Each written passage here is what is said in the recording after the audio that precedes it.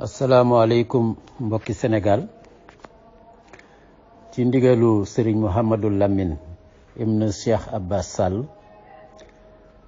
maa ngi fas yéene jàngal leen déclaration bi nga xam ne moom la génnee le 14 juin mu jëm ci xew-xew boobu amoon fële ca Genève muy résolution bañ fa doon voté ci affaireu góor jigéen.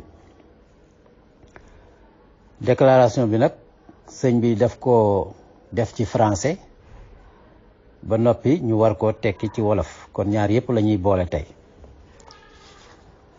Déclaration de Serigne Mouhamadou Lamine Sall sur le rejet par le Sénégal de l'agenda LGBT lors du vote de la résolution de la 75e Assemblée générale de l'Organisation mondiale de la santé. Au nom d'Allah, le clément, le miséricordieux, que la paix, la miséricorde et les bénédictions d'Allah soient sur nos autorités religieuses et politiques, ainsi que sur nous tous. Qu'Allah étende la paix dans tout le Sénégal et fasse en sorte que nos cœurs battent à l'unisson. Comme vous le savez, notre pays, le Sénégal, vient de remporter une grande victoire à Genève à l'occasion de la 75e Assemblée générale de l'Organisation mondiale de la santé. Certes, notre parcours est jalonné de victoires, mais celle de Genève doit nous faire réfléchir, nous faire abandonner les attitudes partisanes et nous amener à faire preuve d'honnêteté. En effet, il y a seulement quelques mois, nous avions remporté la Coupe d'Afrique des Nations. Et dans le même sillage, nous nous étions qualifiés brillamment à la prochaine Coupe du monde de football. Tout le pays était en ébullition et le monde entier nous félicitait. Au mois d'avril dernier, le Sénégal se distinguait encore à l'étranger en se classant deuxième au concours international de récitation du Saint-Coran à Dubaï. Et récemment, c'est notre compatriote, le footballeur Idrissa Gana Gueye, qui faisait notre fierté et celle de tout le monde musulman en refusant de jouer avec le maillot floqué du drapeau des LGBT. Cependant, quelle que soit l'importance de ces victoires et la renommée que notre pays peut en tirer, elles ont des limites quant à la miséricorde et la bénédiction dont Allah peut couvrir notre pays. Les victoires du Sénégal dans le sport renforcent notre sentiment d'appartenir à une même nation et font connaître notre pays davantage dans le monde. Il en est de même pour le lauréat du concours du Saint-Coran et pour Idrissa Gana Gueye, qui de plus, tous deux, peuvent recevoir individuellement une récompense divine. Tout cela est très important et ne doit pas être minimisé, car ce sont des facteurs qui développent la cohésion, l'unité nationale et la citoyenneté. Mais une victoire de notre pays sur l'homosexualité, considérée par Dieu comme une abomination, inspirant horreur et répugnance à tout être humain digne de ce nom, constituant le comble de l'impiété. Une victoire sur l'homosexualité est d'une toute autre dimension.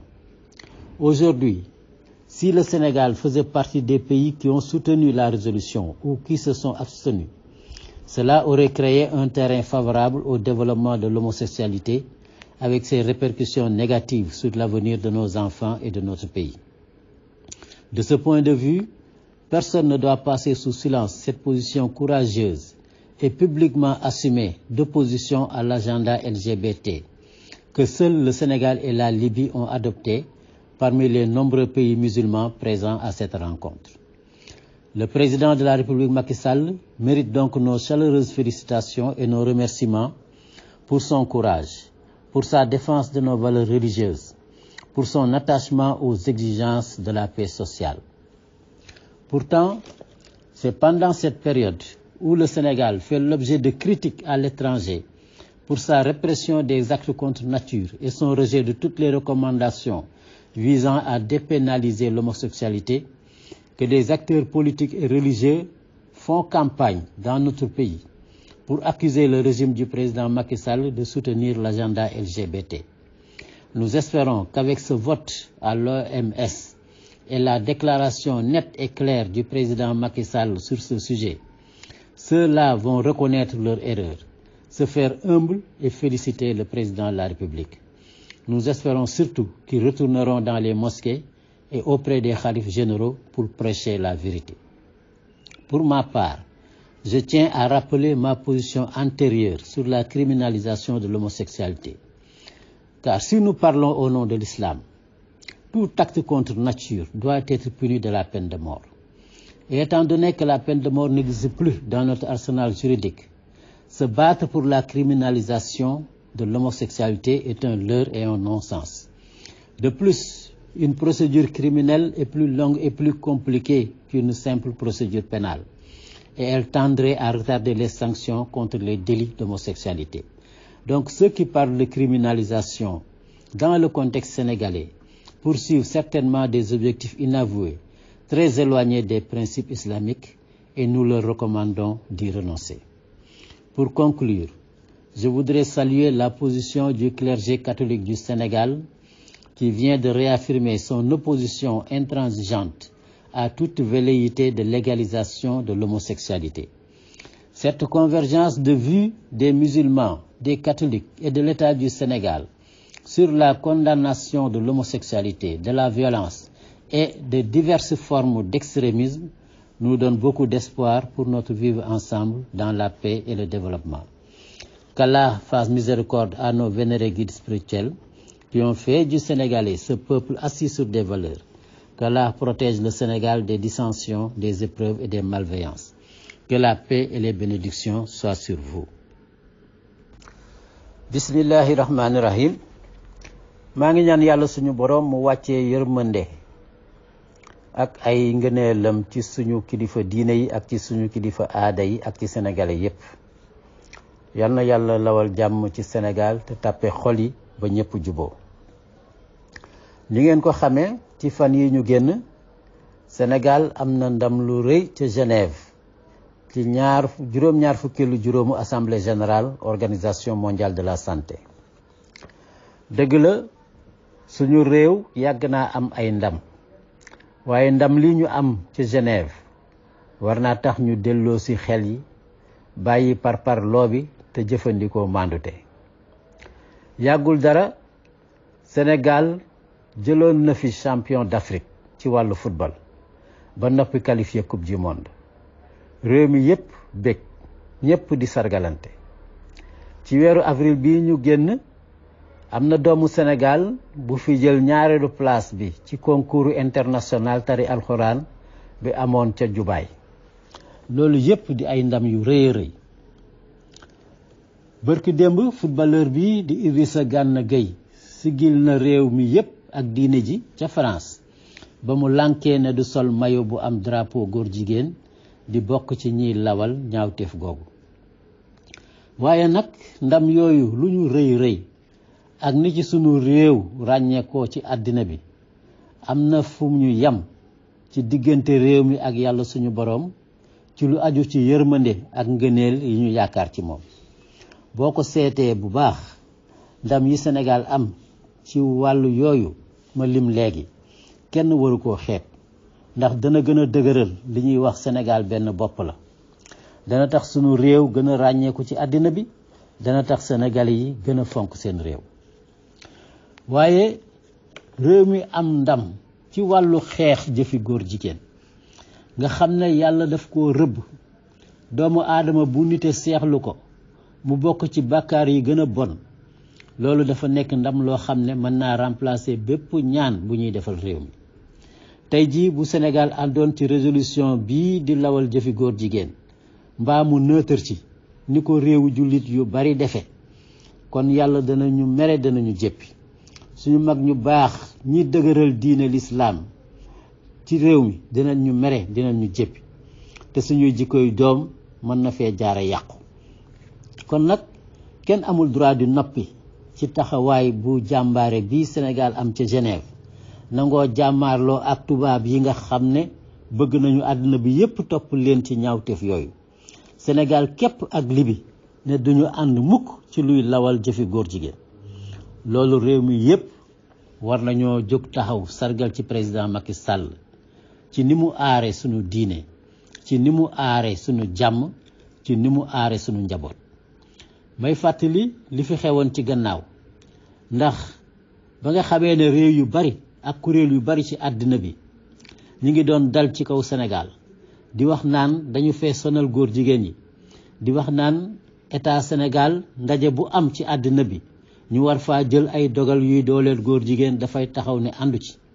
ñu mere ñu lool ci loolu. ci jamono yooyu ci la am ay doomu Sénégal yu jóg dem ci xalif généraux yi, dem ci jumaa yi di fa xutba di wax ne état Sénégal dafa bëgg a lawal mbiri góor jigéen ci réew mi. kon ñu am yaakaar ne ñooñu gannaaw lii xew Genève ak gannaaw déclaration bi président Macky Sall defal boppam bërki démb, ñu yaakaar ne ñooñu danañu jaaraat fa ñu jaaroon nangu seen njuumte te jégalu. man nag ci sama wàllu bopp damay fàttali waat li ma waxoon ci mbiru criminalisation jëfi góor jigéen. dama ne woon su dee l'islam moo ñu tax a jóg, l'islam li mu tuddee criminaliser mbiru góor jigéen mooy ku ko def dañ laa war a rey. gannaaw nag fii ci sunu réew yoon dootu fi àtte rey kenn, képp ku jóg mbubboo l'islam di fi wax waxi criminaliser mbiri góor jigéen yaa ngi nax nit ñi te leneen moo la tax a jóg waaye du l'islam. rax ci dolli àtte bi ñuy àtte jëfi góor jigéen ci jamono yii fii loi bi toll moo gën a gaaw fuuf ci daan yi ñu leen di teg bu fekkonte ne dañ koo criminaliser. te loolu àtte bu mel nii moo mën a tax mbir yu mel nii ñu mën koo décourager ndax fu mu amee ñu dal ci seen kaw. fi may jeexale sama wax nag mooy di sargal sunu mbokk catholique yi ci taxawaay bi ñu am ñoom it ci xeex jëfi góor jigéen te ñu firndeel ko keroog ci ndaje bi ñu doon amal fii ci Sénégal. ma am yaqin ne nii ñu ànde muy jullit yi di catholique yi ak état bi ci fexe ba sàmm suñu réew ci pexe yu bon yooyu dana am lu mu ñu indil ci jàmm ak ci xéewal.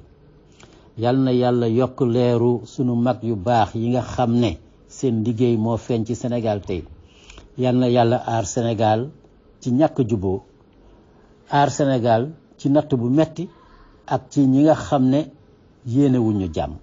yal na yàlla defal ñëpp jàmm. asalaamaaleykum wa rahmatullah wa barakatu.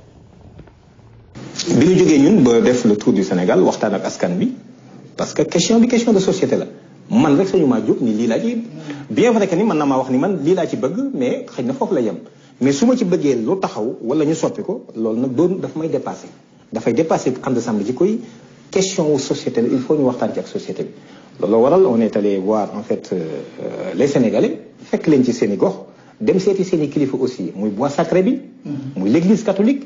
muy aussi en fait le clergé musulman ñun ñëpp ñu seeti leen xalif yi ak amir association islamique. alors bi ñu defee loolu ba pare ci dañ ko bëggoon criminaliser mais bi ñu defee la journée du 23 mai bi ñu ci jógee dem seeti spécialistes yi ñoo ñu wax ni ñu criminalisation su ngeen ko defee effet bi ngeen ciy wut l'effet contraire mën na ci am parce que procédure bi ni mu tëddee la même nit ki suñ ko fekkee en flagrant délit ñu ñëw di takkante. li ñu njëkk a def mooy ñëw dóor ko mandat de dépôt jël dossier bi jox ko juge d'instruction te il n'est pas tenu par des délais mën na toog 5 ans bàyyi ko prison loolu doonul loo xam ne si en fait dafay éradiquer en fait ce phénomène là. ñu ne li ce qu'on propose mooy modifier leen en fait la disposition éléments yi ci nekkul ngeen dugal ko ci parce que xam nga en 1966 il y avait pas le phénomène LGBT amul woon ñu dugal ci loolu. orientation sexuelle ak identité de genre amuloon en 66 ensuite acte contre nature aussi jëloon na en charge homosexualité mais depuis 90 retiré nañ ko ci donc ñu ne loolu aussi ñu préciser ko ci loi bi dafa ci am solo su ko defee nag ngeen yëkkati daan yi dóor ko dugal ci apologie ak financement bi muy question yoo xam si kenn jëlu ko woon en compte juste ñun lii lañ def mais criminaliser wuñ ko parce que daan bi 5 à 10 ans lañ proposé. mais seen projet de loi bi kon lan la lu tax ngeen bi ngeen yóbbu woon ci député yi. mais c'est ça mooy li ma la wax ni dañuy gën a yekk daan yi